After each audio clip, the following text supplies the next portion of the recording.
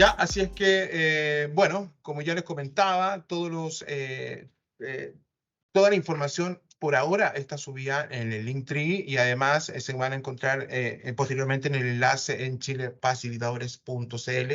Luego de toda esta súper introducción, hoy, el día de hoy tenemos planificado un súper tema que, como ya saben, está a cargo del profesional de la unidad de evaluación y currículum, don Mario Peñailillo Acevedo, que además es profesor y es un activo, digamos, evaluador del departamento. Así que invitamos a Mario que encienda su cámara, así que está por ahí, por favor.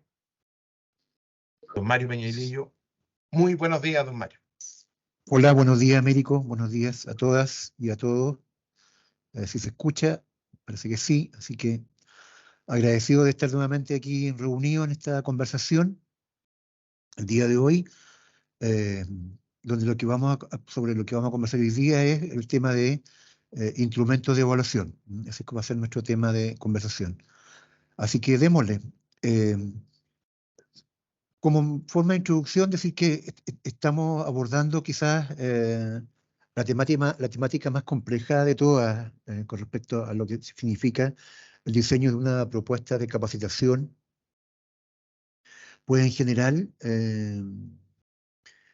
los instrumentos de evaluación que nos permiten medir los aprendizajes de las participantes y los participantes tienen un grado de complejidad que no siempre es fácil de entender, que muchas veces cuesta elaborar en el diseño y que, bueno, la idea del día de hoy es poder ir explorando o ir viendo algunas respuestas. Así que vamos a ver si podemos compartir pantalla. No sé si se ve.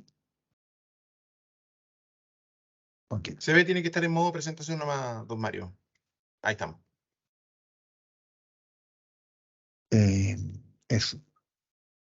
En términos del propósito del día de hoy, lo que esperamos, y es parte de la conversación que se realiza al final con respecto a la evaluación de la jornada de hoy, en la conversación, es que ustedes puedan identificar algunos conceptos principales en el tema del diseño de instrumentos de evaluación, reconocer algunos errores bien comunes que nosotros detectamos al momento que ustedes nos presentan instrumentos de evaluación y comprender algunas estrategias básicas en la construcción de estos mismos.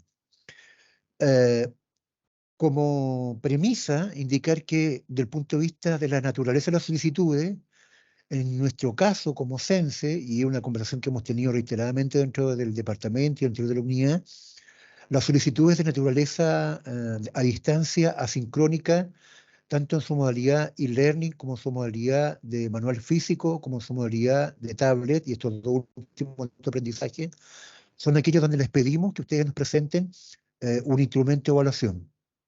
En el caso de las modalidades presenciales y la modalidad sincrónica, lo que ustedes no solamente nos declaran son algunos aspectos formales que tienen que ver con los criterios de evaluación, la estructura de norma con que van a revisar y muchas veces, y en algunos casos el instrumento de evaluación que se presenta, ¿no? Entonces, hemos pensado esta conversación el día de hoy principalmente en colocar el foco en aquellas y aquellos que están principalmente a cargo del diseño de propuestas de capacitación vinculadas a la naturaleza de cursos a distancia, tanto en su modalidad e-learning asincrónica como en las modalidades llamadas de autoaprendizaje. Entonces, identificar algunos conceptos básicos, reconocer los errores comunes y comprender algunas estrategias básicas es la idea que podamos tener en el día de hoy y que esperamos que ustedes al finalizar la conversación y lo que podamos desarrollar este hora y cuarto de trabajo puedan, ojalá, llevarse con ustedes. Lo primero que tenemos que establecer, y va a ser un ejercicio seguramente que va a ser parte de la conversación de esta mañana, es la claridad de los conceptos.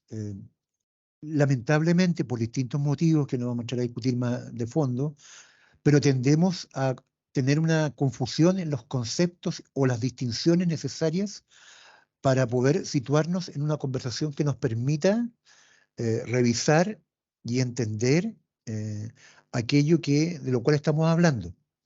Entonces, lo primero es decir que se tiende a confundir lo que es medición con calificación con evaluación.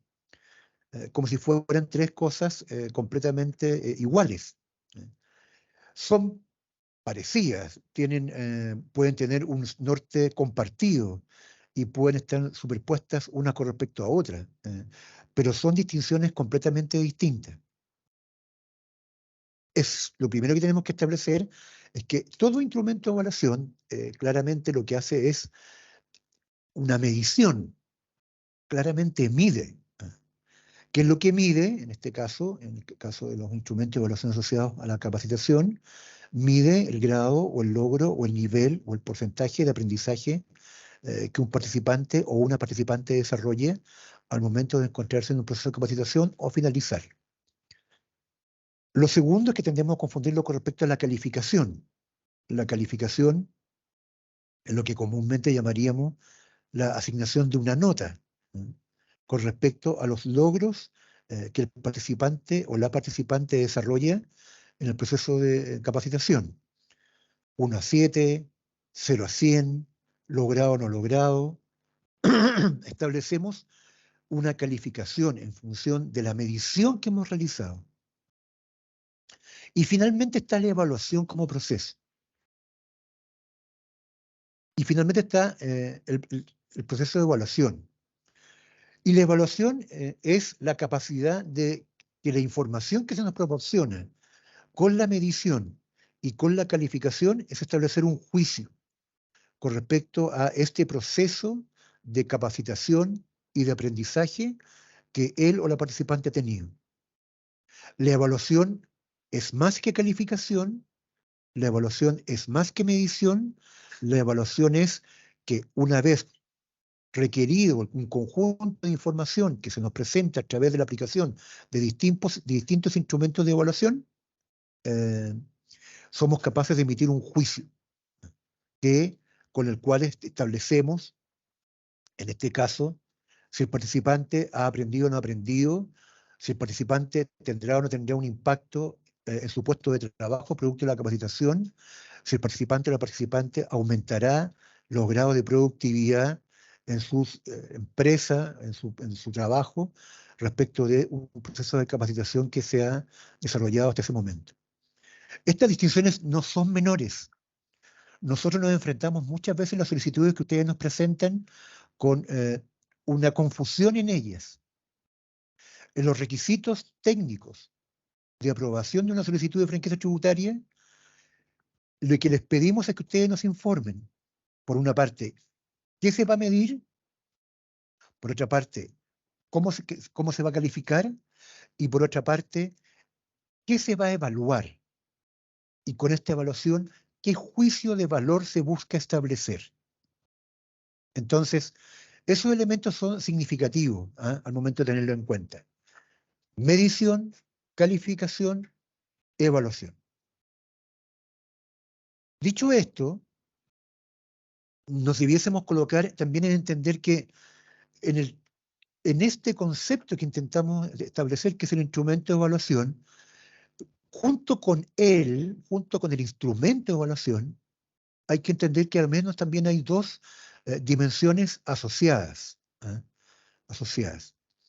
La primera es que es la situación evaluativa, y que en el fondo es que se hace necesario que ustedes también, dentro de los requisitos técnicos de aprobación de la solicitud, nos puedan colocar en qué contexto se desarrolla este proceso evaluativo. Muchos de ustedes lo hacen. Se aplicará un instrumento de evaluación en el contexto de una sala de clases a través de una prueba escrita en el cual los participantes tendrán que.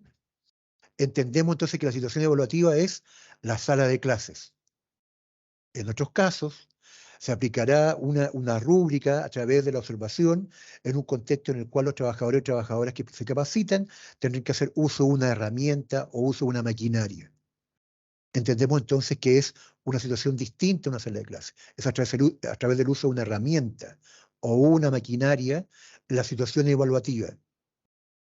¿Por qué? Porque el instrumento de evaluación y el proceso evaluativo ocurren en un contexto. Y ese contexto no es menor, ¿no?, al momento también del diseño. Cuando ustedes los organismos técnicos o diseñadores instruccionales construyen estos instrumentos de evaluación, ¿cuál va a ser el contexto? En el caso de las plataformas, es evidente que la situación evaluativa ocurre en una plataforma electrónica. El punto es que esas plataformas muchas veces tienen determinadas características que es importante tenerlas en cuenta. ¿Cuáles son el ancho de banda de esa plataforma electrónica? ¿Cuáles son las limitaciones que esa plataforma electrónica tiene? ¿Cuáles son las posibilidades que esa plataforma electrónica tiene? Al momento de tener en cuenta. En un manual físico, también. O en el caso de los cursos a distancia, autoaprendizaje nivel 2, también. ¿Cuáles son las posibilidades que en este caso un tablet o un dispositivo electrónico me permite para tener una situación evaluativa? Lo segundo es el procedimiento. El instrumento es la herramienta, pero está antes de la herramienta la estrategia. ¿En base a qué voy a desarrollar este proceso evaluativo? ¿Y en base a qué este instrumento de evaluación se va a desarrollar? ¿Va a ser un aprendizaje basado en problemas? ¿Va a ser una situación de caso? ¿Cuáles son los elementos que están en juego para que la situación evaluativa ocurra? Y a partir de esta situación y de estos procedimientos, ¿cuál va a ser la mejor estrategia como instrumento de evaluación que podré aplicar para poder medir, calificar y evaluar los aprendizajes que los participantes y las participantes han desarrollado durante la cantidad de horas que han participado en el proceso de capacitación? Entonces, también estas tres distinciones son importantes. La situación, el procedimiento y el instrumento propiamente tal, que es la herramienta que contempla, y fíjense, por eso lo pedimos en el caso de los requisitos técnicos de aprobación del curso, los criterios de evaluación, que son aquellos que permiten establecer, una vez que se desarrolla el instrumento evaluativo, permiten establecer el juicio con respecto al desempeño que el participante ha desarrollado o no. Logra, no logra, logra por completo, logra en algunos aspectos, no logra en ningún aspecto. Es el juicio de valor que esperamos que ustedes puedan desarrollar al momento de pensar una estrategia y un instrumento de evaluación como tal. Entonces, estos son los elementos de contexto que les queremos plantear que ustedes tengan presente. Desde el punto de vista de y aquí entrando ya a tierra, entrando a temas de mayor claridad técnica, como se diría. Desde el punto de vista de los diseños de instrumentos de evaluación asociados al enfoque por competencia y a los procesos de capacitación laboral, la literatura académica, es decir, aquella literatura que nos permite recoger información reconocida y validada académicamente por personas que saben con respecto a los temas, en este caso el tema de la capacitación laboral, establecen que la distinción llamada evaluación auténtica es la evaluación que más cerca o que mejor cumple las condiciones requeridas para desarrollar un proceso de evaluación, para construir instrumentos de evaluación asociados al enfoque por competencias y a los procesos de capacitación. ¿Por qué? Porque la evaluación auténtica lo que busca, y algo ya lo vimos en las estrategias la vez pasada, es nuevamente colocar al participante o a la participante en una situación que simula, replica el desempeño laboral que cada trabajador o trabajadora tiene que desarrollar de acuerdo a su puesto de trabajo y de acuerdo a la función que desarrolla en ese puesto de trabajo y de acuerdo al acortamiento de brecha que tiene que realizarse en función del levantamiento de necesidades que el proceso de capacitación tiene que desarrollar. Estos son elementos que tenemos que tener presentes siempre. Entonces, cuando miramos la construcción de un instrumento de evaluación, preguntémonos sobre esta situación auténtica que buscaremos desarrollar al momento de construir ese instrumento de evaluación. Hay 4 distinciones que tenemos que tener presentes, las vamos a ver en términos muy, muy someras. La primera tiene que ir con el significado, y nuevamente es pensarlo desde el rol del pensar cada uno de estos del rol del participante. Es decir, para el participante o la participante, esto que ocurre al momento de desarrollar un instrumento de evaluación, ¿qué significado tiene? ¿Se relaciona o no se relaciona efectivamente con su puesto de trabajo y la función laboral que desarrolla? o está fuera de ese contexto, o es lejano a ese contexto. Tiene que ver además con la complejidad cognitiva, es decir, aquello que se requiere en función de los aprendizajes esperados presentados y de acuerdo a la competencia que se busca desarrollar. Si la competencia está planteada en un nivel de la aplicación, bueno, se tendría que establecer reactivo, y vamos a explicar un momento más adelante qué significa esta distinción que se llama reactivo. ¿Cuáles son los reactivos necesarios para desarrollar la complejidad cognitiva asociada al aplicar? ¿Cuáles serán los ejercicios teóricos y prácticos que el participante tendrá que desarrollar en el instrumento evaluativo que permitan alcanzar la complejidad cognitiva esperada de acuerdo a la competencia declarada? La cobertura del contenido, es decir, si estamos viendo en este caso, como por ejemplo, el identificar las partes de una grúa horquilla, un ejemplo que de los ejemplos que utilizamos en la unidad. Bueno, ¿cuál es el instrumento de evaluación y los distintos reactivos que se desarrollan logran efectivamente cubrir el conjunto de contenidos que está presentado? ¿Dejan algunos afuera? ¿Toman contenidos que no están desarrollados en el proceso de aprendizaje y los colocan como parte del instrumento, como parte del dispositivo evaluativo? Y finalmente, la representatividad, ¿no? Que es esta distinción que lo que nos señala es que las actividades evaluativas presentadas efectivamente tengan que ver con aquello que el participante hace de acuerdo a su puesto de trabajo y la función que se desarrolle. Entonces, lo que nuestro llamado es a pensar instrumentos de evaluación y diseños evaluativos que se enmarquen en situaciones que sean auténticas, es decir, que estén lo más cercana posible a la realidad en que las participantes y los participantes desarrollan de acuerdo a su puesto de trabajo, a las funciones que tienen que desarrollar, a la competencia que se busca desarrollar también en el proceso de capacitación y a los aprendizajes esperados que son parte de este proceso y estas metas parciales que el participante tiene que lograr para poder dar cuenta de que al finalizar el proceso de capacitación cumple lo que la competencia ha establecido. ¿Cómo vamos hasta acá? No sé si... Sí, Mario, mira, ¿sabes qué? Hay algunas interacciones también, ya está respondiendo el equipo algunas preguntas. Hay una, no sé si es una pregunta o una aseveración que dice Héctor de ICT Capacitaciones. Es importante que el instrumento abarque porcentualmente, en porcentajes, de los contenidos vistos durante la capacitación. Eso es como... eh, y aquí voy a aprovechar de hacer la aclaración que está haciendo la Silvia Leaga, que hay otras personas preguntando por la recodificación. Y por cierto, que lo que esperamos es que si un curso se va a recodificar, la idea, tal como dice Silvia, que puedan ser presentados de acuerdo a los lineamientos que hemos tratado en estos últimos 4 talleres. ¿Sí? Así es que, y eso es relevante.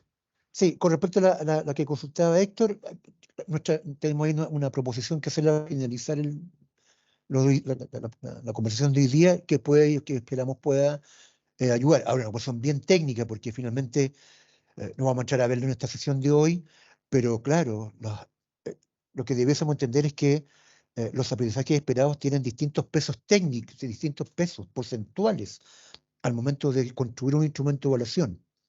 Yo podría decir o podríamos decir que identificar tiene un peso porcentual distinto al aplicar. Y al momento de la construcción de ese instrumento de evaluación, los diseños evaluativos lo que hacen es, claro, dar cuenta de esas especificidades porcentuales que son diferenciadas. Pero es una conversación que no nos vamos a tener ahora porque, de verdad, es para largo.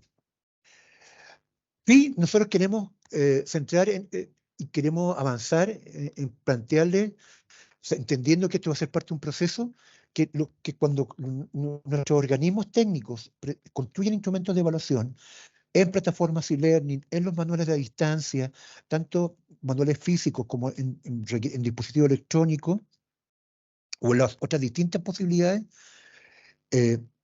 estas dos distinciones, validez y confiabilidad, son distinciones que deben estar siempre presentes, y remarco el siempre. porque desde el punto de vista del servicio, el instrumento de evaluación es una garantía de calidad con respecto al proceso de capacitación. Un instrumento de evaluación que tiene validez y que es confiable da garantía de que el participante o la participante va a entregar información adecuada y que permite emitir juicios certeros y correctos con respecto al proceso de capacitación. Un instrumento de evaluación que no tiene validez y que no es confiable no va a entregar información certera ni va a permitir establecer un juicio de valor con respecto al proceso de capacitación.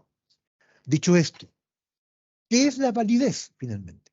La validez es que yo debo preguntarme como organismo técnico al momento de construir el instrumento de evaluación si lo que se va a evaluar, lo que se va a calificar y lo que se va a medir es aquello que efectivamente los participantes tienen que aprender. Y es aquello que porque muchas veces lo que nosotros vemos en los instrumentos de evaluación, y lo vamos a ver con algunos ejemplos en particular acá, son situaciones que no tienen que ver con los aprendizajes. Son preguntas que están puestas ahí y que no tienen una relación directa con ninguno de los aprendizajes. Cuando pasa eso, el instrumento pierde validez porque no está midiendo aquello que tiene que medir. Y en ese contexto no nos garantiza la calidad del servicio que se está proporcionando. Entonces, lo primero que tiene que ver con la validez, que el instrumento mida aquella que tengo que medir. Y lo segundo, para decirlo con mucha transparencia, con mucha claridad, esta es una zona gris que el Sistema Nacional de Capacitación tiene a nivel de país, que es la confiabilidad de los instrumentos de evaluación, que es un tema que no estamos conversando y que tenemos que abrir una conversación clara, honesta, porque lo que no estamos teniendo claridad es si los instrumentos de evaluación nos están proporcionando información confiable de que los participantes aprenden lo que tienen que aprender. El ejemplo clásico, si lo homologamos, la situación de un profesor o una profesora que aplica un instrumento de evaluación en un curso de 45 niñas y niños. Y el momento de evaluar y calificar una cantidad 70, 80% de niñas y niños no logran el estándar mínimo requerido. El problema es del instrumento. La pregunta es, desde el punto de vista de la confiabilidad, ¿cuáles son los niveles de logro que estamos teniendo con la aplicación de nuestros instrumentos de evaluación? Esta conversación tenemos que abrirla como Sistema Nacional de Capacitación. Tenemos que ser capaces de saber cuánto aprenden nuestras trabajadoras y trabajadores. ¿Cuál es el nivel de logro que estamos teniendo? ¿Qué pasa en un contexto en el cual 800.000 trabajadores y trabajadores no tienen desarrollado por completo los procesos lectoescritores o los procesos lógico-matemáticos? O muchos de ellas, la otra cantidad de trabajadores, han perdido lo que se llaman competencias básicas adquiridas en los procesos de educación formal. Y como tal, esto tenemos que ser capaces en algún momento de entrar a conversar como ellos y pensar entonces, y lo planteamos de esta forma: organismo técnico, aplico el instrumento, mido 50% de logro. ¿Tendré que volver a aplicar otro instrumento de evaluación? ¿Tendré que volver a corregir el instrumento que estoy aplicando? ¿Tendré que mirar mi instrumento de evaluación y dar cuenta de cuáles han sido los reactivos que hay que revisar? Ese proceso tenemos que abrirlo. Y estamos dispuestos a apoyar y estamos dispuestos a acompañar en ese proceso como tales. Mario, tengo perdón, ¿puedo hacer una pregunta? Que aquí Anonymous, obviamente así Anonymous, dice, hay una pregunta en el PIR, para que lo chequen. Dice, en muchos cursos y learning asincrónicos, pero creo que vale la pena mencionarlo. No es posible pasar de una unidad a otra sin aprobar la unidad anterior. ¿Por qué es necesario crear una prueba final o no es necesario? Yo creo que está entretenido lo que acabas de decir, Sí. pero ahí a lo mejor para dar una aclaratoria mucho más certera.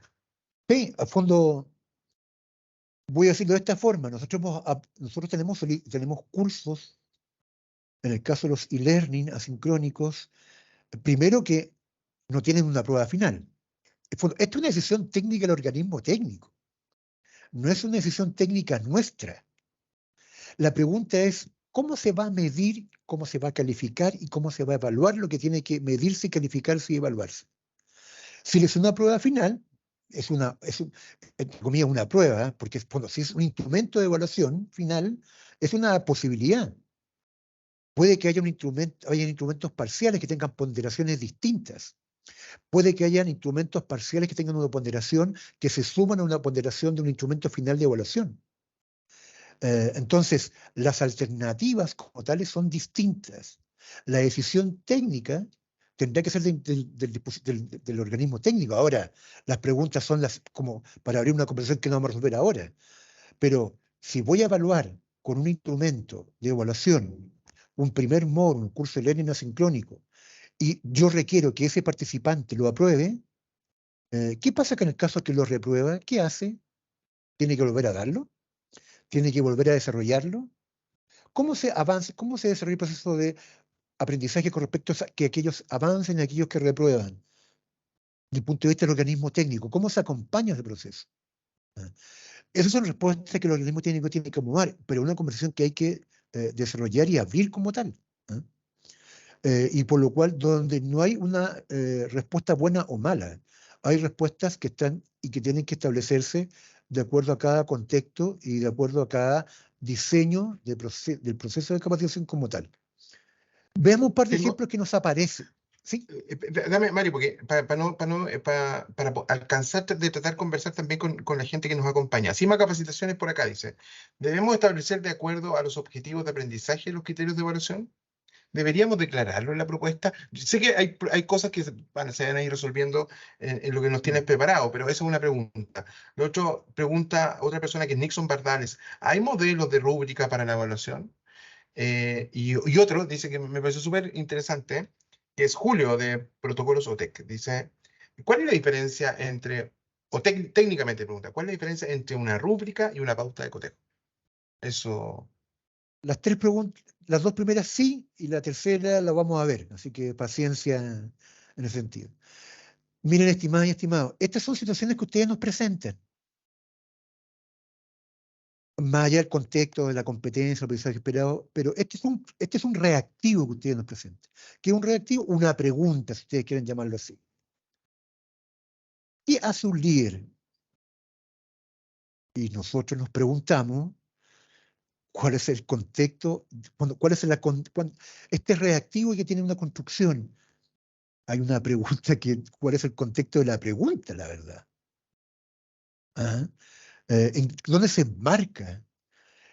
¿Es de verdad suficiente en este reactivo esa pregunta para que un participante o una participante lo pueda responder? Desde nuestra opinión, aquí hay deficiencias al momento de construir un reactivo. Y son deficiencias que hay que mirarlas y que vamos a ver en función de lo que vamos a revisar un poquito más adelante. Este es un ejemplo que esperamos que sea evidente. En los otros dos vamos a jugar un poquito con darnos cuenta de las incoherencias al momento de la construcción del dispositivo y el reactivo en particular. Veamos el segundo. Hay un caso bastante largo, como acá realmente lo conversamos, hay un caso que tiene una cantidad importante de información, se establece un contexto en el cual una trabajadora desarrolla una cierta actividad, hay una situación que va ocurriendo, es un ejemplo que está súper, uno podría pensar, es un buen estudio de caso, bien presentado. Y es más, el organismo técnico declara, en este caso lo plantea como objetivo específico que debería ser el aprendizaje esperado, pero lo declaramos como un aprendizaje esperado, es identificar las principales funciones del supervisor en las actividades laborales. Identificar, ese es lo que tiene que hacer. Tiene que identificar las principales funciones. Y después hay una bajada con respecto a la respuesta, hay una bajada a este aprendizaje esperado, que es, de acuerdo a definición de supervisión y evidencias laborales, defina. Bueno, ¿va a identificar o va a definir? ¿Qué es lo que tiene que hacer? Porque si yo defino supervisión, función y aplicabilidad, voy a entrar en un plano exclusivamente o meramente cognitivo, memorístico, en el cual diré aquello que es supervisión, diré aquello que es función y diré aquello que es aplicabilidad. Pero el aprendizaje esperado me pide que identifique funciones del supervisor en actividades laborales. Se pierde un buen estudio de caso. Le podríamos sacar mucho más punta inclusive a esto. Podríamos, de acuerdo al estudio de caso en particular, preguntar, por ejemplo, cuáles deberían ser las principales funciones asociadas a este caso que la supervisión debería realizar. ¿Cuáles deberían ser las principales acciones que, de acuerdo a este estudio de caso, un supervisor debería llevar adelante en función del contexto que está desarrollando? Entonces, estas inconsistencias, que a veces cuesta mirarlas, es las que tenemos que tener presentes.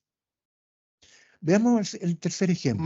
Mario, mira, o sea, me gustaría que pudiésemos responder una pregunta acá que hace Paulina. O sea, no la hace en el PIR, pero vale la pena como reacción. ¿Sí? Dice, entonces, ¿qué tipo de evaluación solicita Sense? ¿Sumativa, formativa, final? ¿Ya?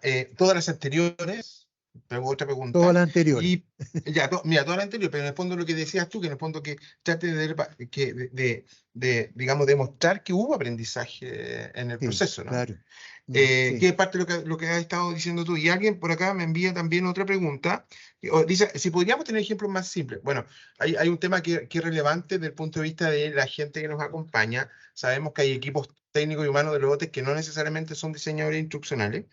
Y algunos ya nos dicen que que pudiésemos a lo mejor dar ejemplos que puedan ser entendibles. Por ejemplo, ¿cuál es la diferencia entre procedimiento de evaluación e instrumento de evaluación? ¿Hay alguna, pudiésemos abarcar un poquito ese tema que también sería importante?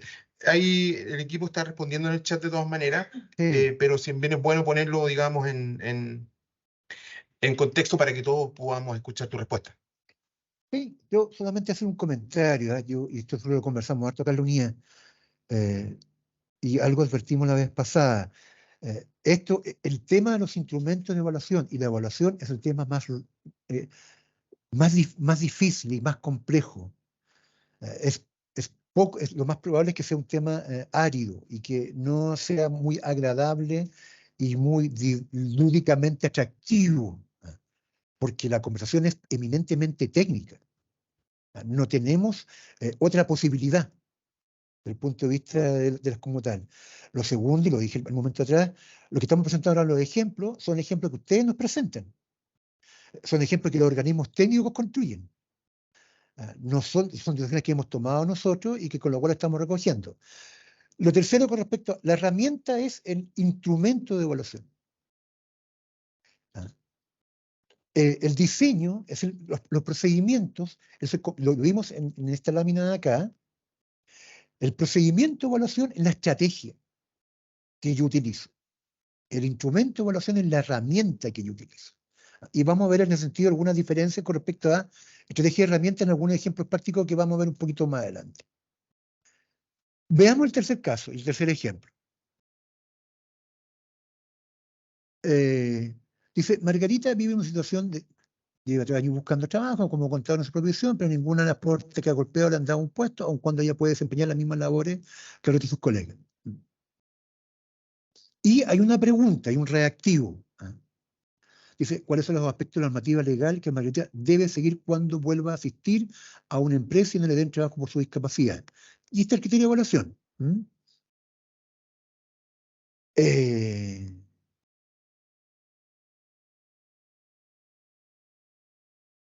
Nuestra duda, en este caso, en el ejemplo, es cuando se preguntan estas preguntas, ¿cuáles son los aspectos de la normativa legal que Margarita debe seguir? Nuevamente son preguntas que, desde nuestra opinión, quedan solamente en el ámbito de la memorización o del traspaso de información, que son válidas, pero que tienen que siempre estar presentes de acuerdo también al aprendizaje esperado y al criterio de evaluación. ¿Ah? No basta en este caso que yo diga en un listado aquellos aspectos legales, porque yo le estoy pidiendo más que los describa. Cuando yo describo, no solamente informo, también doy cuenta de una cualidad de aquello que está descrito. No solo digo, este mouse tiene determinadas características, o este computador tiene determinadas características. También doy ejemplo de algunas cualidades que este mouse o este computador, en este caso, si lo pensáramos así, puede tener. Entonces, hay que tener nuevamente, claridad al momento de la construcción de las herramientas y su instrumento de evaluación, y con respecto a los reactivos, que es lo que vamos a comenzar a ver ahora y donde esperamos dar pistas sencillas y que puedan ayudar a este proceso. Mario, Vamos a hay una trabajar. pregunta, perdóname que te interrumpa. Dice, alguien dice, Julio de Protocolo, dice, entendiendo que el objetivo es que los participantes aprendan, ¿es conveniente declarar tan detalladamente los procesos de evaluación? Sí, claro. Lo pregunto porque eventualmente los participantes podrían leerlo en Elige Mejor y preparar sus respuestas incluso antes de cursar el proceso de capacitación. Esta situación, a mi juicio, perjudicaría el proceso de aprendizaje. Bueno, pero ahí tiene que ver con el OTEC, ¿cierto? No sé Sí, si ahora, tiene... sí, ahora, mira, mira, pensar en dos, aquí hay que también desmitificar algunas cosas. Yo no sé cómo lo vivirán cada uno de ustedes y cada una de ustedes. Yo tengo una hija adolescente de 16 años. Ella cada vez que está me lo consta porque a veces me muestra los instrumentos de evaluación que le aplican. En el instrumento de evaluación siempre se le informa a ella qué se va a medir y cómo se va a medir. Esa es una situación que hemos avanzado, porque es necesario que el participante siempre sepa qué se va a medir de lo que tiene que aprender y cómo se le va a medir de lo que tiene que aprender. Hasta uno podría pensar que es un derecho como tal. Entonces, en ese sentido, yo creo que uno no puede seguir pensando en la lógica de la aplicación de los instrumentos de evaluación desde una perspectiva en la cual yo tengo un poder en función de que sea algo que tú no sabes. Porque la demostración de mis aprendizajes también es parte de un proceso en el cual yo sé sobre aquello que se me va a medir. Y estoy consciente además de cómo se va a medir aquello que yo sé que sé. Y por lo cual yo tengo que avanzar en ese proceso, tengo que avanzar en procesos en los cuales la mayor transparencia posible en los instrumentos de evaluación al momento de ser aplicados.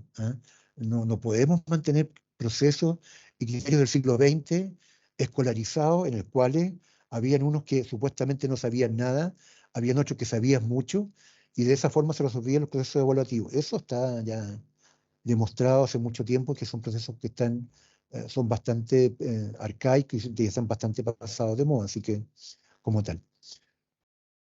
Yo les pido atención a lo que viene ahora porque lo que les vamos a mostrar son algunos reactivos que ustedes creemos que pueden tener en cuenta al momento de la construcción de su instrumento de evaluación. Vamos a ver 3 reactivos que son de pruebas escritas, selección múltiple, pregunta de desarrollo breve, pregunta de desarrollo extenso, y vamos a ver 3 reactivos que tienen que ver con procesos de apreciación o procesos de evaluación al momento de pensar en situaciones o de evaluaciones propiamente auténticas, en los cuales podamos medir, calificar y evaluar lo que él y las participantes están desarrollando. La selección múltiple, que es un clásico, nos encontramos en muchos instrumentos de evaluación, de cursos e-learning, de cursos de autoaprendizaje. La definición técnica en la que está puesta aquí, lo que es importante es que tiene que estar bien estructurada. Tiene que haber un enunciado claro, que brinda la mayor cantidad de información posible. Por favor, en sus enunciados de selección múltiple, no coloquen juicios de valor. Lo que tiene que ser colocado en una selección múltiple es información. que le permita al participante o a la participante tomar una decisión con respecto a las distintas posibilidades que se ven enfrentadas. El enunciado tiene que ser eminentemente informativo. Y una vez que, como tal, al momento de construir las alternativas, fíjese en el detalle, pero no menor. Si tiene 4 o 5 alternativas, aquel que sea correcto no tiene que ser el más largo. Lo ideal es que los 4 o 5 tengan la misma, no sé si el término correcto es, pero el mismo largo, por decirlo de alguna forma. La misma distancia. Tiene que haber una relación, cuando decimos plausible, tiene que haber una relación lógica entre el enunciado y todas las alternativas. ¿Ah? Si hay palabras que se repiten en las alternativas, también tiene que formar parte del enunciado. Tenga presente eso, para que no actúe como un distractor. Esto es algo que nuestra compañera Ana María Figueroa siempre nos plantea. Tiene que existir congruencia verbal entre el enunciado y todas las alternativas. Si Oye, en Mario. el No, enunciado está no, no. en infinitivo, en las alternativas también. Dígame, Américo. No, es que te iba a decir que a uno, bueno, los que nos acompañan de seguro que se acordarán, la universidad, el colegio, ahí cuando todas las preguntas tienen el mismo tamaño, extensión, como dice acá Héctor, ahí entre medio cambian un no por un sí, por un tal vez, y como que cambia toda, digamos, la significancia de la respuesta. Sí, Entonces, sí, y como que, wow, fome. Entonces, sí. Por tener en cuenta. ahí está, es como Sí, casi una trampa. es una trampa. Oh, Pero lo que importa es que, y aquí voy a explicar un poquito más detalle esto. Entonces, fíjense en una cosa, yo me acuerdo de muchas, entre comillas, pruebas que yo di, donde estaba hasta ninguna de las anteriores de las anteriores. Evitemos estas opciones. ¿Ah? Evitemos estas opciones. Cada reactivo, es decir, cada selección múltiple es independiente de la otra. La selección múltiple del número 1 es independiente de la 2 y la 2 es independiente de la 1 y la 3, que no tengan vínculo como tal. ¿Ah? Y yo no logro ver el último como tal. Dice, ah, en algunos casos ustedes nos presentan reactivos cuando hay selección múltiple con 3 alternativas. Aquí hay un tema de desviación estándar que tiene que ver con la regla de probabilidades. Siempre está presente la probabilidad de que un participante o una participante probabilísticamente tome la decisión correcta solo por, entre comillas, achunte. Si hay 3 alternativas, hay un 33% de probabilidad de que eso ocurra. Si hay 4 alternativas, un 25%. Si hay 5 alternativas, un 20%. Entre más alternativas, lo ideal es 4 o 5, la desviación de la respuesta es de menor rango. Y por lo cual tenga presente eso al momento de construcción. Opte por 4 o 5 al momento de construir procesos de selección múltiple. Es lo adecuado, como tal, como instrumento como tal. es por eso lo que comentábamos en la pauta el otro día. Yo debo reconocer que yo le tuve que preguntar al profesor por qué no entonces el viejo y querido verdadero y falso. ¿Ah? O sea, Sí, es sí. binario. Mm. Esa es la lógica, lo que tú explicas ahora, ¿no? Sí, y también porque en general los verdaderos y falsos lo que reconocen es que algo válido, importante, pero está asociado principalmente a la educación formal, es la memorización. Y acá estamos partiendo desde elementos que van, punto de vista cognitivo, y vamos a explorar en algún momento, pero si mantuviéramos la taxonomía de Bloom, claro que van desde lo identificar, desde reconocer, que están en un paso sobre la memorización. Aquí un ejemplo de selección múltiple. eh, Como tal, hay un tronco de información. Fíjense que no hay ningún juicio de valor. Si se abre a establecer algún tipo de situación en la cual esta persona hace el tipo de. La persona, es decir, en el ejercicio mismo, hay algo que la persona que es parte del tronco está haciendo, y se presentan 5 opciones. Quizá uno podría pensar que la D genera algún tipo de dificultad o genera algún tipo de dispersión al momento de enfrentarla por las características que tiene. Es un reactivo en el cual, dentro de estas 5 posibilidades, está construida con 3 palabras, mientras que las otras 4 tiene cada una y tiene solamente una palabra. Ahí uno podría pensar que hay un elemento que ver con algún grado de mayor nitidez. Pero tiene un tronco, tiene 5 alternativas de solución, y eso es una cosa que tenemos que mirar al momento de por construir nuestros reactivos. Pregunta de desarrollo breve. Esto también ocurre. Algunos de ustedes también nos plantean algunos de estos tipos de alternativas. Y vamos a intentar avanzar en función del tiempo. Las preguntas de desarrollo breve y las preguntas de desarrollo extenso siempre buscan medir los niveles taxonómicos asociados en este caso a el aprendizaje esperado que se busca evaluar. En el caso de la pregunta de desarrollo breve, tiene un límite de extensión. Y aquí yo me equivoqué, disculpen la expresión, aquí me equivoqué, copié mal efectivamente. Solamente evitar aquí, y les pido disculpas en ese caso, hacer algunos comentarios con respecto a las preguntas de desarrollo breve. Las preguntas de desarrollo breve, y vamos a corregir después la lámina como tal, son las preguntas en las cuales el qué, el quién, el cuál, el cómo debiesen ser parte del enunciado de la pregunta, a diferencia de las preguntas de desarrollo extenso. En las preguntas de desarrollo breve, el enunciado de la pregunta tiene que establecer con claridad, valga la redundancia, qué es lo que se está preguntando. Es claro y preciso. Pide información concreta y específica. No permite un desarrollo de una pregunta, de una situación larga. Se asocia principalmente a elementos como identifique, reconozca, establezca determinadas situaciones. Puede que en algunos casos inclusive puede llegar a situaciones como, siendo una pregunta de desarrollo breve, por ejemplo, enumere 3 o 4 distinciones o 3 o 4 características de una determinada situación. Es una situación en la cual el participante, con la información que tiene y con los conocimientos y aprendizajes que ha adquirido, logra responder situaciones de complejidad importante, pero que tienen características de información corta y precisa, y que permiten ser como tal medidas con bastante claridad. Si pensáramos en un ejemplo, aquí hay una situación muy particular asociada a un instrumento de evaluación en el cual una pregunta que está vinculada a psicología, entre qué edad se produce la crisis de identidad y en qué consiste. Son 2 cosas súper precisas, edades y explica en qué consiste. Se responde entre 40 y 45 años y de forma muy breve, 2 líneas, se da la información que es necesaria para dar cuenta de aquello que se está preguntando.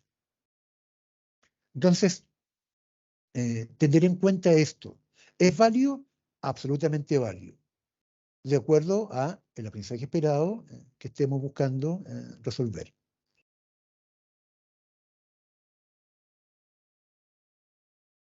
Veamos las preguntas de desarrollo extenso, asociadas muchas veces como metodología, aprendizaje basado en proyectos, ensayo, resolución de problemas, construcción de proyectos, etc.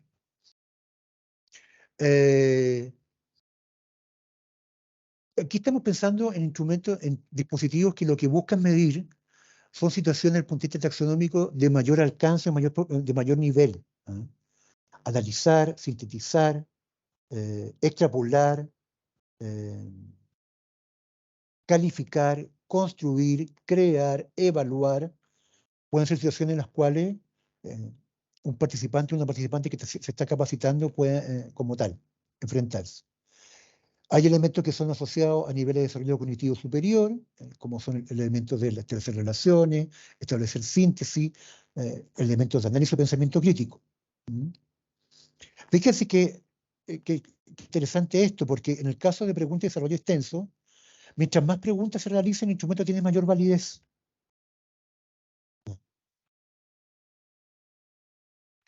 Fíjense un segundo elemento como tal, como aquí, si la pregunta es larga, en una pregunta de desarrollo extenso, la respuesta tenderá a ser breve, porque la pregunta en alguna medida, entre comillas, se come a la respuesta.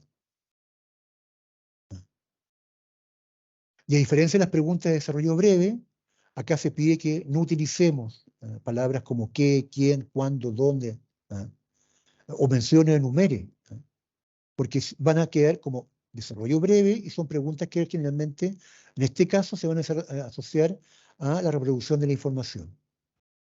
Es importante, alguien lo preguntaba hace un momento atrás, que ojalá podamos establecer y el participante sepa previamente el valor de cada uno de los reactivos al momento de enfrentarse en ella. Y empezamos a construir una rúbrica, y vamos a ver después lo que es una rúbrica que permita, y que también ojalá sea de conocimiento del participante o la participante, que permita medir lo que va a significar esta situación de desarrollo más extenso. Y esto es sumamente significativo, estimadas y estimados, no existe una sola respuesta correcta. Puede haber muchas respuestas correctas. Acá hay 3 preguntas de desarrollo extenso, asociadas en este caso a la Revolución Francesa. Tiene que explicar como tal.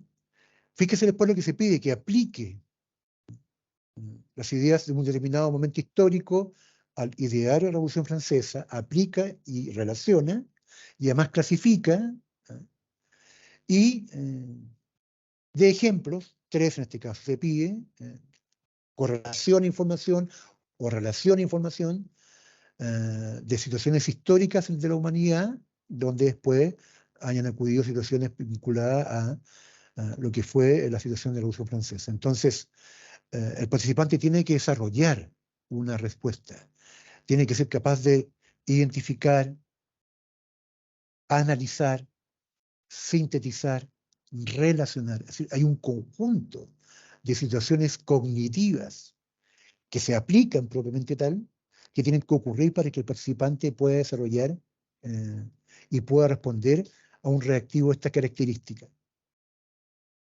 Entonces, en este contexto aquí hay 3 elementos que ocurren en muchas de las situaciones que ustedes nos presentan. Nosotros nos hemos encontrado, y lo queremos también con claridad, en el caso de las preguntas de desarrollo extenso, con muy buenas situaciones. Estudios de caso, que después se hace una pregunta de desarrollo extenso, en el cual el participante o la participante se ve enfrentado a analizar, a evaluar, a diseñar, a planificar, a cómo implementar un determinado proceso, un determinado procedimiento. Y se le pide un extenso el desarrollo de un proyecto o el desarrollo de una implementación de un determinado proceso. Creo que aquí hay una fortaleza que tenemos que buscar, en este caso, en el desarrollo extenso. A diferencia de las preguntas de desarrollo más simples o las situaciones de selección múltiple, donde yo creo que hay que avanzar un poco más a mejorar esos otros dos reactivos como tal. Creo que en particular, nuestra opinión es que hay que sacarle más. En general nos encontramos con buenos procesos en este sentido, con buenos reactivos, y yo creo que hay que apuntar a tener mayor profundidad y sacarle más provecho a este tipo de situaciones. Mario, Mario, perdóname. sí. Perdóname, tengo una pregunta. Disculpa que te interrumpa, pero está buena. Dice Cristian Castillo Matamoros. Dice, esta es una pregunta que quizás se va a responder en el futuro, pero que abarquemos, veamos si la podemos abarcar. En el caso de e-learning asincrónico, ¿cómo podemos medir en la evaluación un aprendizaje esperado del ámbito de cognición del aplicar, no teniendo la posibilidad de un facilitador que evalúe? ¿Es posible? ¿Habrán instrumentos para eso? Sí, claro. Bueno, un buen reactivo, pensemos pensando solamente un ejemplo de forma muy sencilla, pero algo vimos la vez pasada también, lo vamos a ver también en alguna cosa el día de hoy, pero si yo le pidiera a una persona que hiciera en el proceso evaluativo metacognición, es decir, se autoevaluara, lo vamos a ver parte de lo que vamos a ver después, y me explicara, cuando desarrollara el cómo, por ejemplo, utiliza un mouse al momento de trabajar en un computador, habría las condiciones a través de una rúbrica y un proceso de autoevaluación en que el participante podría dar cuenta de su propio proceso de aprendizaje y ser capaz de medirse y ser capaz de calificarse. ¿Eso puede ser? Absolutamente puede ser. Y va a ser un poco lo que vamos a ver ahora en estos tres reactivos que son escala de precisión, pauta de cotejo, rúbrica, asociado al proceso de evaluación auténtica. Nuestra opinión es que, uno, tendemos a confundirlas, y esperemos que aquí va a quedar claro cuál es la diferencia entre una y otra, y dos, la última, rúbrica, ojalá fuese aquella por la cual fuéramos optando al momento de diseñar nuestras estrategias y nuestro momento evaluativo y también nuestro instrumento de evaluación. Así que pasemos a ver un poquito estas tres. La pauta de cotejo está dicho aquí en la lámina. Hay descriptores, son palabras, una frase, una oración, y se establece una escala de valorización, de valoración, ojo, dicotómica, es dual, es binaria, no tiene otra posibilidad. ¿Qué tengo que tener en cuenta? Previo a la construcción de la pauta de cotejo, cuál es el desempeño que voy a evaluar, cuáles son las características de la población que va a ser evaluada, cuál va a ser, tener claridad en la situación de la pauta de evaluación, y tanto para el evaluador, aquel que realiza la pauta de cotejo, o para aquellos que son evaluados, si es que es un proceso de heteroevaluación, o de coevaluación, o de autoevaluación, deben estar escritos los pasos que se van a desarrollar. Una pauta de cotejo, como decíamos, es binaria. Es sí o no. Yo lo defino, autoevaluación, lo coevalúo con un compañero o compañera de trabajo, o el facilitador o la plataforma lo va evaluando. Entonces, la pauta de cotejo es binaria, como tal. Y hay unos criterios, unos descriptores que se establecen. No hay más. Se presenta, no se presenta. Está o no está. Sí, no. Cumple, no cumple. Cuando nos enfrentamos a esta situación binaria, tenemos que hablar de pauta de cotejo. No es otra cosa. No es ni escala de apreciación ni rúbrica. Pauta de cotejo. La primera. Escala de apreciación. Como tal, la apreciación es la emisión ya cercana a un juicio. Es lo que puedo apreciar con respecto a una adquisición de una determinada competencia o el cumplimiento de un determinado aprendizaje esperado.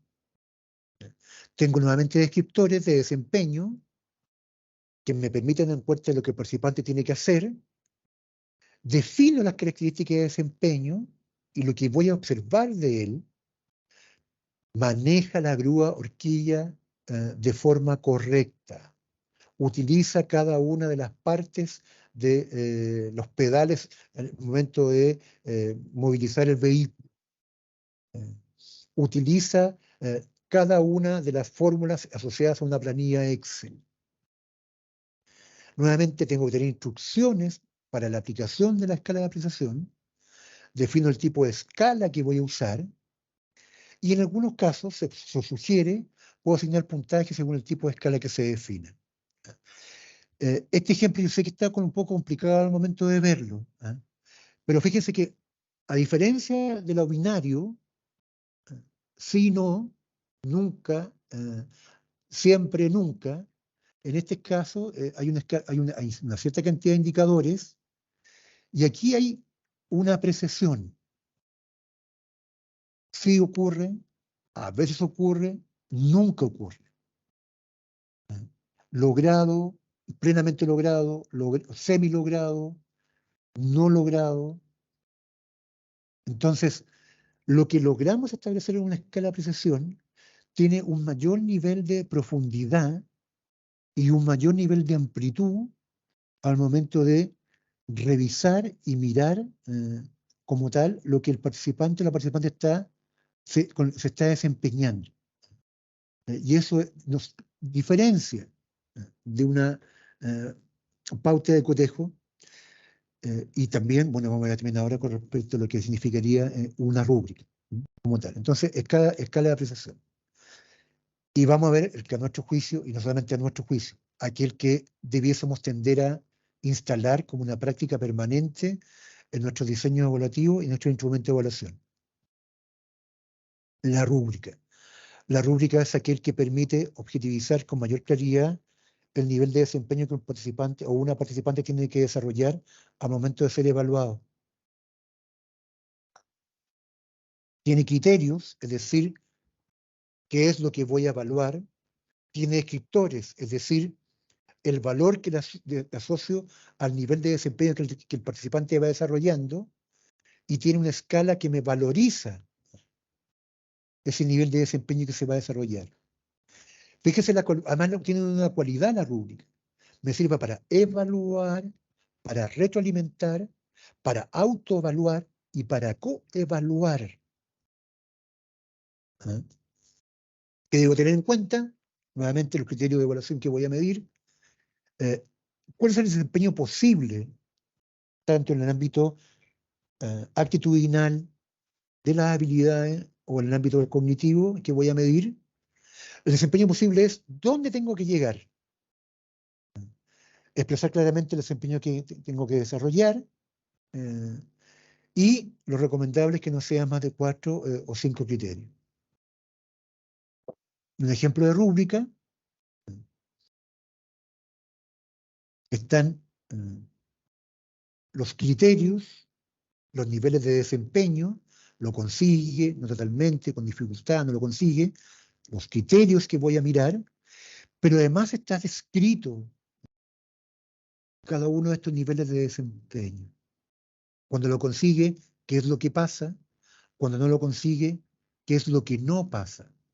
Y se asocia un determinado puntaje al momento de la construcción de esta rúbrica. Por eso hablamos dentro del proceso evaluativo, que esta situación es la que nos permite entre comillas, mayor objetividad posible al momento de pensar el dispositivo y el instrumento de evaluación. Pero además es aquel que nos permite también, no solamente a nuestro juicio, sino que desde el punto de vista de todo lo que uno pueda mirar con respecto al enfoque por competencia en proceso de capacitación, generar la mayor cantidad de información, la mayor cantidad de retroalimentación para emitir un juicio de valor con respecto a lo que el participante o la participante ha desarrollado al momento de verse enfrentado a un proceso de evaluación. Eso, en términos de estos 3 elementos asociados a evaluación auténtica: pauta de cotejo, escala de apreciación y rúbrica. Solo nos queremos detener en algo que nos gustaría que empezase a ocurrir.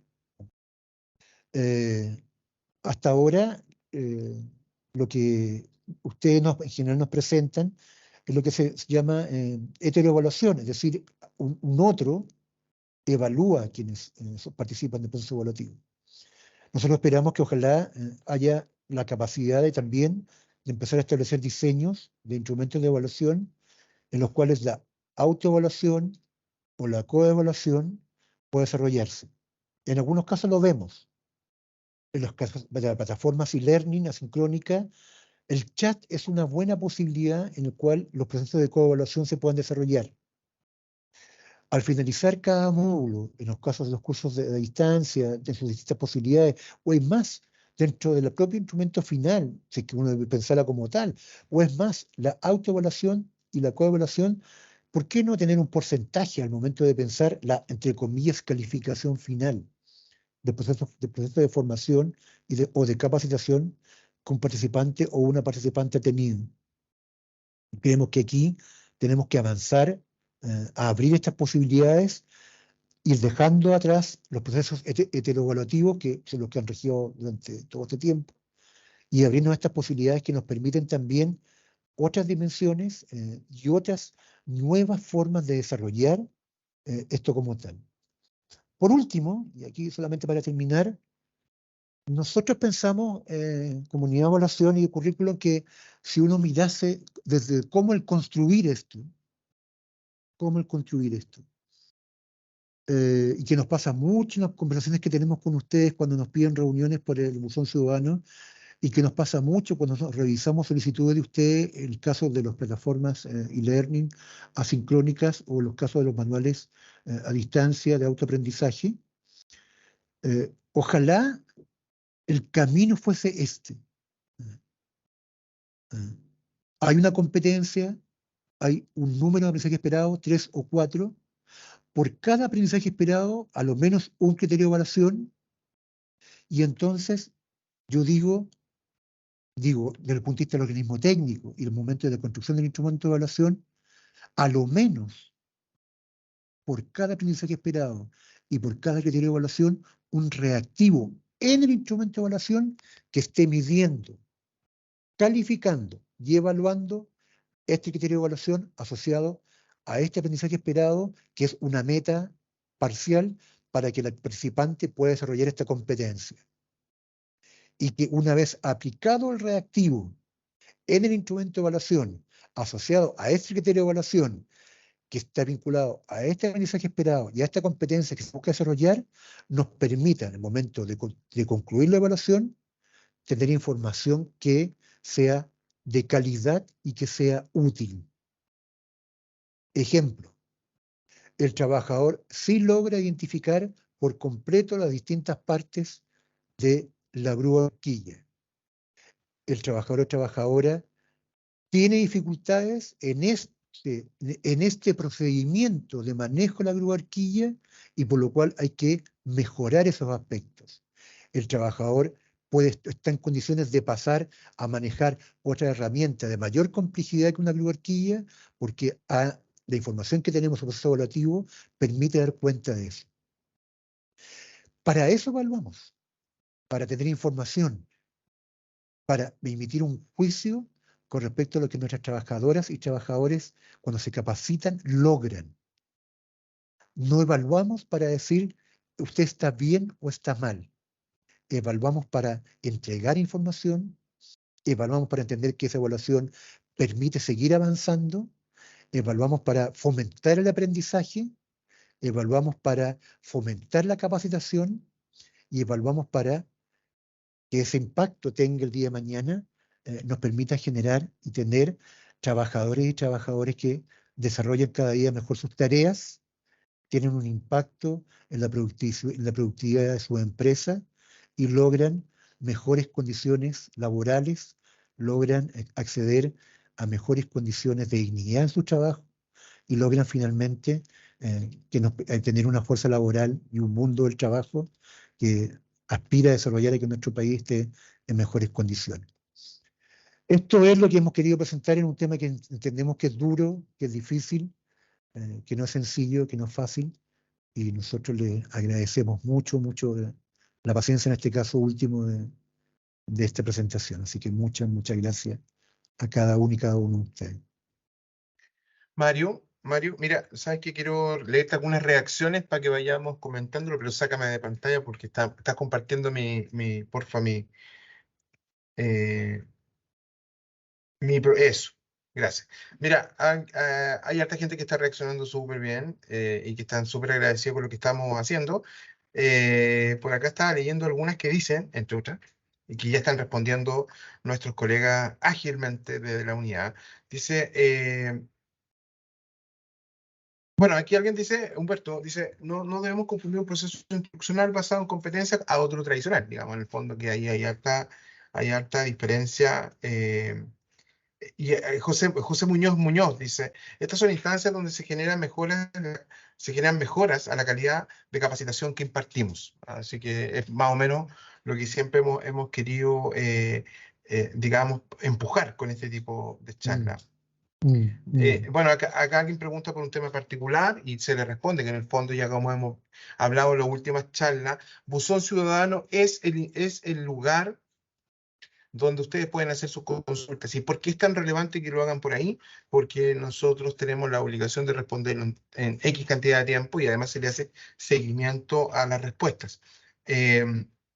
Dice, me gustó lo de la coevaluación, dice Lorena Ibáñez. ¿Sí? Así que Qué bueno, qué también... bueno. Mira, Cristina dice, ¿es necesario que los participantes conozcan previamente la rúbrica de evaluación? Después ya se responde solita, pero ¿es necesario que la Sí, conozcan? es necesario, es necesario. Ya, Es un derecho, más que necesario, es un derecho. Es nuestro derecho conocer cómo vamos a ser evaluados. ya, perfecto. Así que por aquí ya, bueno, la grabación aprovechamos. Mira, me parece que ya estaríamos disponibles para lo que teníamos pensado. Además, ha sido Ojalá de larga que, esta sesión, ha sido larga esta sí, sesión. que todos puedan encender, deberían poder, no sé si lo va a permitir, que teníamos planificado con Mario que pudiésemos sacar una foto todos juntos. Que puedan prender sus cámaras. No sé si ya pueden prender quienes quieran aparecer. Tenemos ahí un equipo grandote que Para está para saludarlos sacar también, pantallazo, para saludarlos, para vernos, ¿cierto? para agradecerles Y mucho su presencia, la verdad. Estamos muy contentos como Sense que estén con nosotros y con nosotros. De verdad, estamos muy, muy agradecidos. Muchas gracias. Y emociona así que, este bueno, tipo de cosas. ahí vemos hartas caritas, vemos algunos colegas también. Saludo ahí a Luis Loyola, Benjamín de Seduc, también Alex Mena, Genoveva Rodríguez y Cristian Santibáñez, Daniela Villavicencio, Rosita también que está por ahí. Veo a don Patricio Aliaga desde allá del extremo sur, ¿sí? Lilian Sen, no sé si es Lilian Senda o Lilian de Senda, Cristian Navarro, Anita Cabrera, hay un 3777, Paulina también, Benjamín, bueno, ya te había saludado Benjamín, Jazmín. Así que ahí ya estamos apareciendo todos para que podamos sacar algún print de pantalla. Y de esta manera también agradecerles a ustedes la participación. Para nosotros ha sido han sido gratos momentos y quiero que Mario nos digas si podemos ya anticipar un poquito lo que viene la próxima semana, que es la última Sí, sesión. sí, eh, Porque por ahí alguien preguntaba si es que tiene que, cuando codifica un curso, tiene que subir la pauta de evaluación o tiene que subir el detalle de cómo son las preguntas que van sí. a hacer. Entonces, Sí, trata de en el instruirnos, caso de Mario. los cursos a distancia, sí. Sí.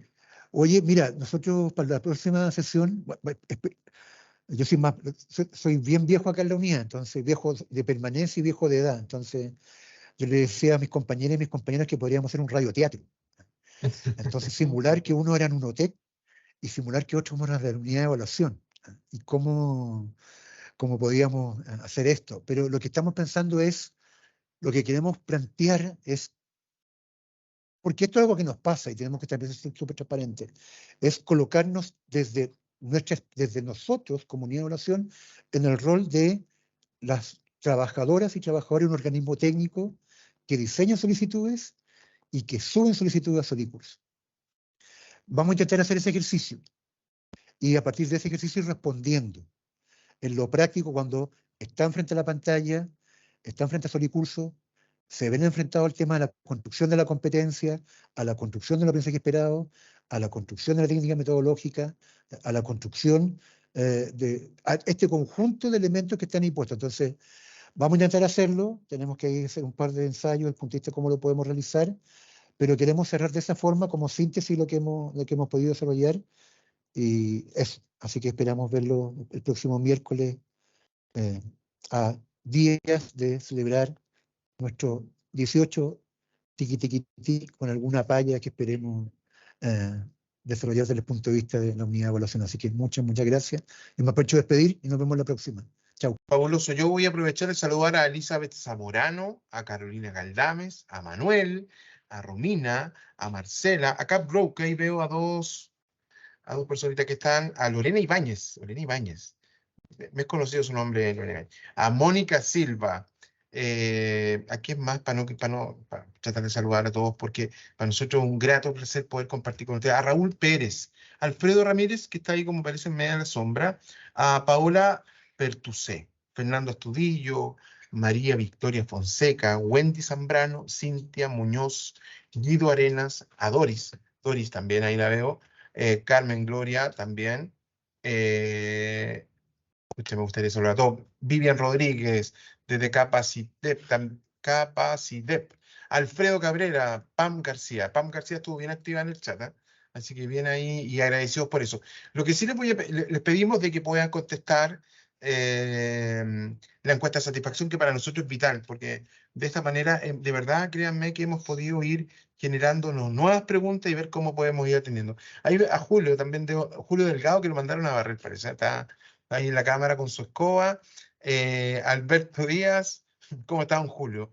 Marilyn también, Francisca, Paulina, Raúl de SEC, Loreto Bustos, Ingrid Bascur, Jorge Calixto. Me ha sonado un Jorge Calixto, un gusto, Jorge, Gilda. Esto fue una idea que se le ocurrió a Mario, así que agradezco.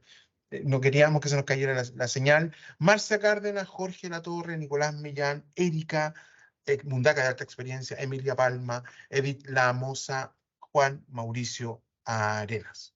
¿Sí? Y ahí estamos, me parece, los que alcanzo a leer. Bueno, y de esta manera vamos dando término a nuestra actividad. Enviamos un gran abrazo a todos los equipos de organismos técnicos de capacitación que nos han acompañado, a los facilitadores y facilitadoras y a la comunidad en su conjunto que conforman este ecosistema. Ya como anticipaba Mario, la próxima semana vamos a tratar un tema que a mí me gusta harto y nos han pedido mucho, que es hacerlo en vivo. Llenar el formulario de Solicurso en vivo y ver ahí cómo nos resulta. Y vamos a ir, no creo que sea radioteatro, yo creo que sería como mucho. Así es que, bueno, y finalmente le enviamos un saludo de agradecimiento también a todo el equipo de evaluación del Departamento de Desarrollo y Regulación de Mercado. Estaba Silvia, estaba Aida, estaba Jorge, estaba Ana María, el propio Mario, estaba Jenny también respondiendo preguntas, así que agradecido del equipo también. Y no olviden que el próximo miércoles ya llegamos al cierre del ciclo con nuestro quinto taller sobre cómo codificar cursos de franquicia tributaria. Agradecemos la participación de quienes hoy nos acompañaron, quienes nos están viendo grabado, porque a lo mejor no se pueden conectar, ¿sí? Y les invitamos a descubrir todas las novedades que tenemos en chilefacilitadores.cl.